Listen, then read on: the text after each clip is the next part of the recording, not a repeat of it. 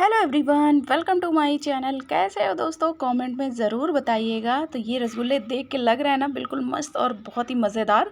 तो ये खाने में भी बहुत ही ज़्यादा टेस्टी हैं और हेल्दी भी हैं। मैंने इसको गेहूं के आटे से ही बनाया है। आप लोग विश्वास नहीं करोगे बट ये टेस्ट में बहुत ही औसम है। तो चलिए स्टार्ट करते हैं। इसको बनाने के लिए मैंने यहाँ पे एक पैन रख दिया, हल्का सा गर्म हो गया। कोई घी वगैरह मैंने नहीं डाला है, बस नॉर्मली ये जो आटा होता है गेहूं का आटा जिससे हम रोटी बनाते हैं, वहाँ पे मैंने 4 टेबल स्पून गेहूं का आटा ले लिया है और इसको हल्का सा रोस्ट करेंगे। बहुत ज़्यादा नहीं भूनना है कि बिल्कुल इसका कलर चेंज कर देना है, बस इसका कच्चापन निकल जाए और हल्का सा कलर चेंज होगा उसी का ना भुनने की हल्की हल्की सी इसमें खुशबू आने लगेगी। तो आटा देख सकते हो हमारा बिल्कुल यहाँ पे भुन चुका है। अब इसको हम एक बाउल में निकाल लेते हैं, रख देते हैं ठंडा होने के लिए। तो जब तक आटा हमारा ठंडा होता है उसी पैन में मैं 1 कटोरी चीनी ले रही हूँ और उसी कटोरी से मैं 1 कटोरी इसमें पानी ऐड कर रही हूँ। तो यहाँ पे चाशनी हमें कोई 1 तार 2 तार का नहीं रेडी करना है, बस हल्का सा जैसे चिपचिपा रहे वैसे ही चाशनी हमें यहाँ पे रेडी करनी है। तो टेस्ट के लिए यहाँ पे मैं इलायची पाउडर ऐड कर रही हूँ, इसमें इसका टेस्ट बहुत ही अच्छा लगता है। तो इस राखी पे आप एक बार ज़रूर ट्राई करिए। ये गेहूं के आटे का रसगुल्ला आपको बहुत ही ज़्यादा पसंद आने वाले हैं। वैसे कुछ लोग कच्चे आटे से ही बनाते हैं बट मैं भून के बनाई हूँ और इसका टेस्ट ना बहुत ही अच्छा आया हुआ है। तो मैं यहाँ पर आपको दिखाती हूँ कि चाशनी हमारी बन के रेडी हो चुकी है। मैं हल्का सा आपको दिखा देती हूँ कि कोई भी मुझे यहाँ पे तार वाली चाशनी नहीं रेडी करनी, बस हल्का सा चिपचिपा है, बस वही रेडी करना है। तो अब चलिए चाशनी को साइड करते हैं और आटा गूँथ के रेडी कर लेते हैं। तो मैंने आटा थोड़ा ठंडा हो गया, उसमें इलायची पाउडर ऐड कर दिया। यहाँ पे मैं 2 table spoon milk powder add कर रही हूँ और आधा यहाँ पे आधा छोटे वाले मतलब स्पून से मैंने बेकिंग पाउडर मिक्स किया है और पिंच भर लिया है मैंने इसमें बेकिंग सोडा।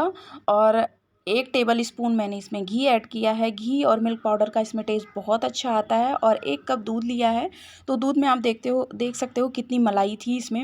मैंने जो घर पे दूध गर्म किया था उसी की मलाई निकाल के ले लिया था। सारी चीज़ों को अच्छे से मिक्स कर देंगे।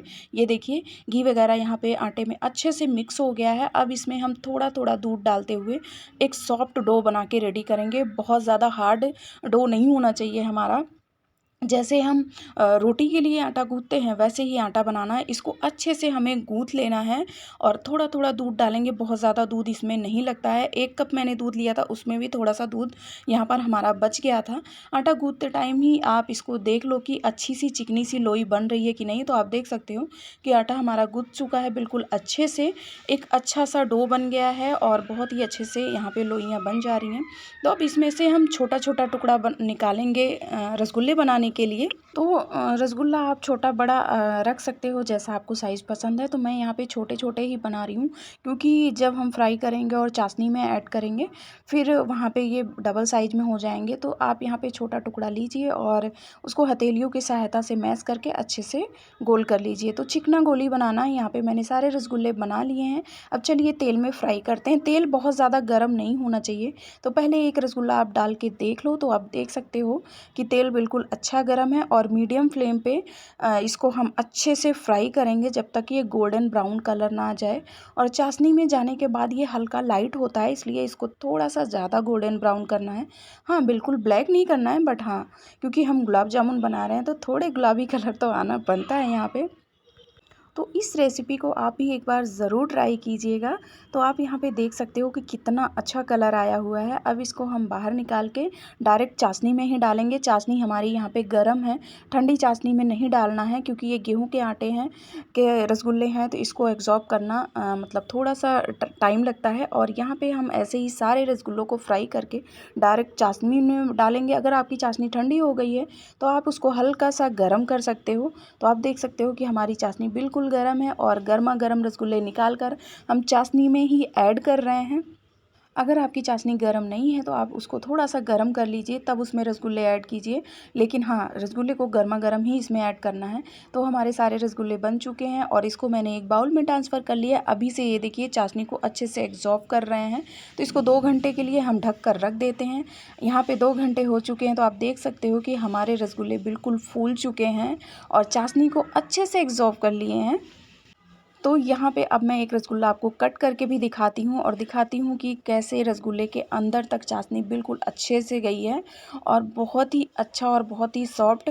आपको काटने से ही पता चल रहा होगा, ये देखिए बिल्कुल अंदर तक गया है चाशनी और ये ना बहुत ही टेस्टी है खाने में।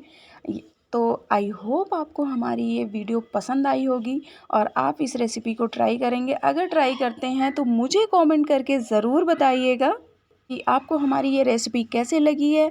अगर अच्छी लगती है तो प्लीज़ लाइक शेयर कमेंट्स करना बिल्कुल मत भूलिएगा। चैनल पे नए हैं तो प्लीज़ चैनल को सब्सक्राइब करके जाइएगा। हम मिलते हैं नेक्स्ट वीडियो में नेक्स्ट रेसिपी के साथ। Take care, bye bye, thank you, thanks for watching.